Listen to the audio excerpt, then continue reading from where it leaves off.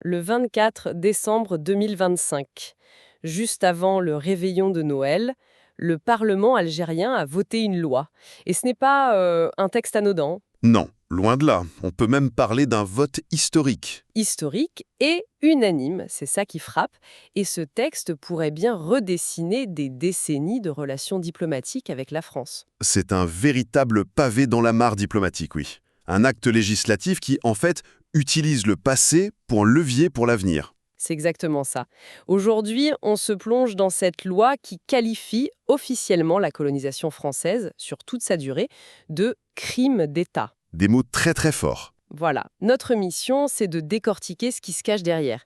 Pour ça, on va s'appuyer sur une analyse géopolitique qui s'intitule El Nasr al-Mulsak. D'ailleurs, ce titre m'intrigue.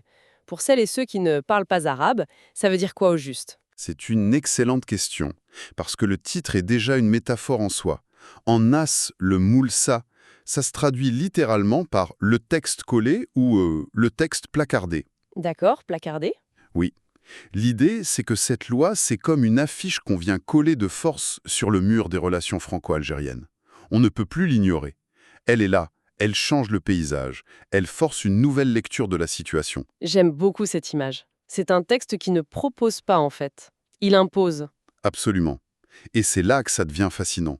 Ce n'est pas juste un regard dans le rétroviseur, quoi. C'est un acte politique qui est extrêmement calculé et qui transforme la mémoire en une arme diplomatique pour le présent. C'est donc bien plus qu'une simple loi. On va voir comment un texte de loi peut devenir une véritable déclaration géopolitique qui est adressée en réalité au monde entier. Alors, allons-y.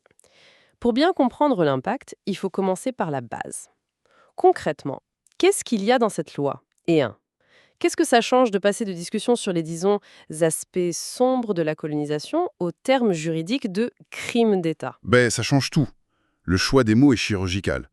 Crime d'État, ça veut dire que ce ne sont pas des dérapages, des bavures ou des actes isolés de certains militaires. Non. Non, ça implique que l'appareil d'État français tout entier, son administration, ses lois, son armée, sa politique étaient mobilisés dans ce que la loi définit comme un système criminel. Et ça couvre toute la période. Toute la période, de l'invasion en 1830 jusqu'à l'indépendance en 1962. Ça établit une responsabilité juridique continue de l'État français. Donc ce n'est plus une question de faute individuelle, mais bien la reconnaissance d'un système. Et l'analyse précise que la loi va plus loin. Elle liste des crimes spécifiques. Oui, et c'est là que le texte devient implacable, il ne reste pas dans le vague. Il liste des crimes précis, et il les qualifie d'imprescriptibles. C'est le deuxième terme clé. Imprescriptible. Voilà. On parle d'exécution extrajudiciaire, de torture, de viol utilisé comme arme de guerre, du pillage systématique des ressources, et puis un point qui résonne encore très fort aujourd'hui, les essais nucléaires dans le Sahara. Le mot imprescriptible est lourd de sens. Ça veut dire que pour l'Algérie, il n'y a pas de date de péremption pour la justice. C'est exactement ça. L'imprescriptibilité, c'est un principe qu'on réserve normalement aux crimes les plus graves en droit international. Génocide, crimes contre l'humanité. D'accord. En appliquant ce régime à la colonisation, l'Algérie fait un geste juridique et symbolique extrêmement fort. Elle dit « Le temps qui passe n'efface pas la dette, on ne peut pas simplement tourner la page ». Le débat quitte le terrain de la mémoire pour aller sur celui du droit, donc. Tout à fait. Ça quitte le mémoriel, qui peut être subjectif, pour entrer sur le terrain du droit. C'est une manière de dire que la blessure est toujours ouverte et que la responsabilité, elle demeure entière. D'accord, donc si la loi définit ça comme un crime d'État, elle ne peut pas s'arrêter là. Un crime implique une dette, une réparation. J'imagine que le texte formule des exigences concrètes. Où est-ce que l'Algérie veut en venir? C'est la suite logique. Le texte n'est pas un mémorial, c'est un cahier des charges. Il mandate le gouvernement algérien pour exiger plusieurs choses très précises. Et quelles sont ces choses? D'abord, des excuses officielles. Ce n'est pas une demande nouvelle, mais l'inscrire dans une loi, ça lui donne un tout autre poids. Oui, ce n'est plus une simple doléance. Exactement. Deuxièmement, des réparations complètes. Troisièmement, la restitution de toutes les archives confisquées, mais aussi des biens culturels. Et enfin, un point qui ancre ce passé dans une urgence très présente. Les essais nucléaires. La remise des cartes détaillées des sites d'essais nucléaires et des zones où les déchets ont été enfouis pour pouvoir enfin traiter la contamination. Attendez, sur le point des réparations. Quand on dit réparation complète, pour 132 ans de colonisation, Ça me paraît politiquement et économiquement irréalisable. Comment est-ce qu'on pourrait même chiffrer ça? C'est une demande sincère ou c'est une façon de mettre la barre très haut? Vous mettez le doigt sur le point le plus explosif. Bien sûr que c'est un sujet d'une complexité abyssale. Mais en l'inscrivant dans la loi, l'Algérie change la nature de la conversation. Comment ça? On passe du domaine de la morale, est-ce que la France devrait s'excuser, à celui de l'économie et du droit. Quel est le préjudice et comment le compenser? Même si un accord final semble lointain, cette demande force la France à se positionner sur un terrain où elle est très mal à l'aise. D'accord, ça oblige à parler du coût économique de la colonisation. Pour le coloniser, oui, un sujet longtemps tabou. Et les autres demandes sont tout aussi stratégiques, j'imagine. Les archives, par exemple. Chaque demande vise une facette de la souveraineté. La restitution des archives, c'est une question de souveraineté narrative. C'est une façon de dire « rendez-nous les outils pour qu'on puisse écrire notre propre histoire », sans le filtre de l'ancien colonisateur. Qui possède les archives possède le récit. Exactement. Et pour les sites nucléaires, là, on n'est plus du tout dans le passé. On est en 2025, c'est une question de santé publique, d'environnement, maintenant. C'est peut-être la demande la plus puissante sur la scène internationale. C'est ce qui rend l'histoire si tangible. C'est concret. Très. On parle de décisions politiques des années 60 qui créent encore aujourd'hui des cancers et qui contaminent des nappes phréatiques. Le passé n'est pas une idée, il est radioactif. Ça montre que les conséquences de la colonisation, ce ne sont pas des souvenirs abstraits, mais des réalités matérielles et dangereuses qui affectent les gens, aujourd'hui. Tout ça dessine une stratégie très cohérente.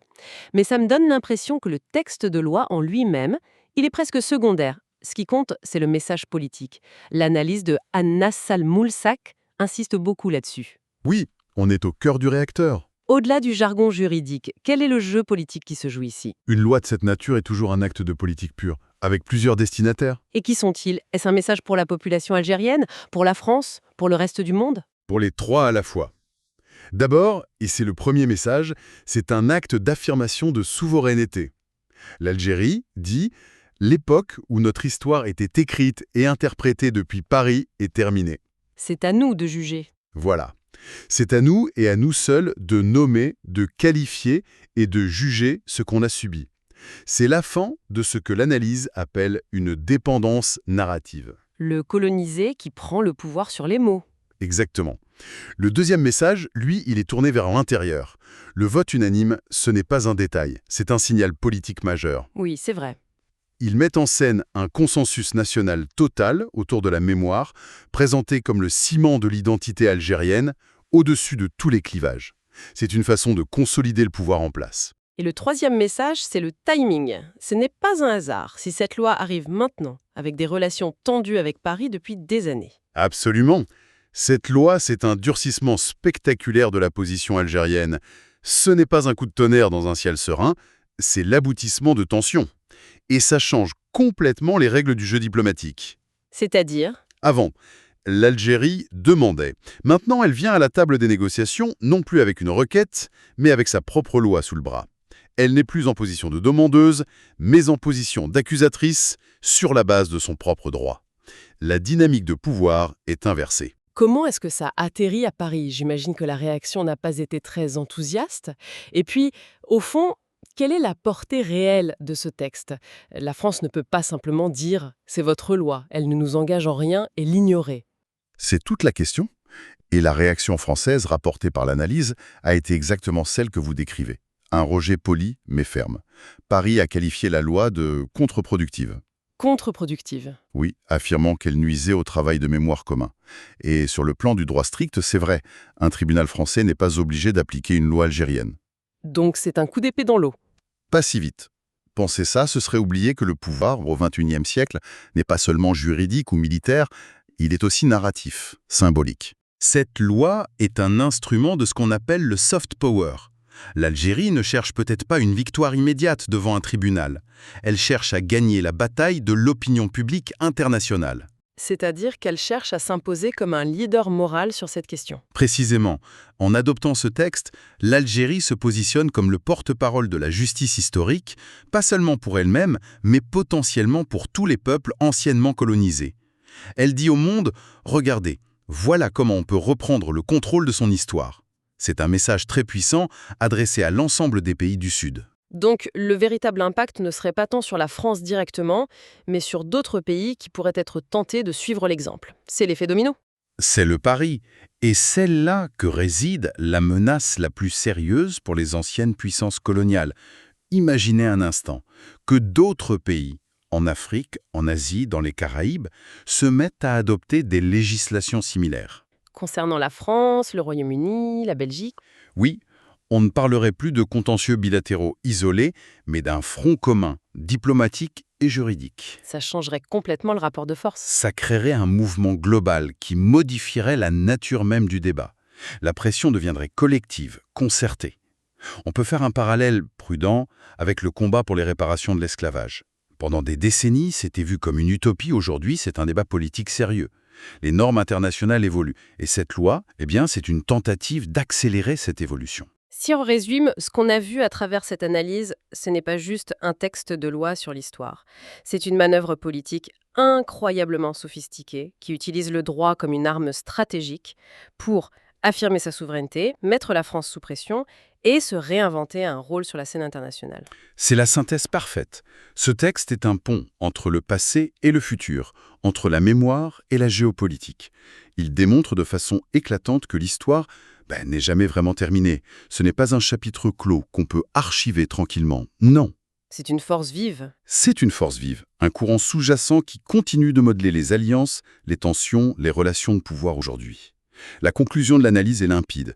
C'est un message au monde qui dit que la mémoire compte, qu'elle a un poids politique et qu'elle peut être une ressource stratégique majeure. Le passé comme variable d'ajustement géopolitique, c'est une perspective puissante. Tout à fait. Et il y a un dernier élément dans la loi, presque une note de bas de page, mais qui est lourd de sens. Le texte criminalise également, sur le territoire algérien, toute forme d'apologie ou de négationnisme de la colonisation. D'accord. Et ça ouvre une question vertigineuse en fait. Comment un pays peut-il construire un récit national fort, unifié, ce qui est nécessaire à sa cohésion, sans pour autant fermer la porte au débat historique, à la nuance, à la critique, Qui sont essentiels pourtant. essentiel à la vitalité de la pensée? C'est un équilibre hyper compliqué, et on se demande qui a le droit de tracer cette ligne entre mémoire officielle et liberté académique. Et où est-ce qu'on la place?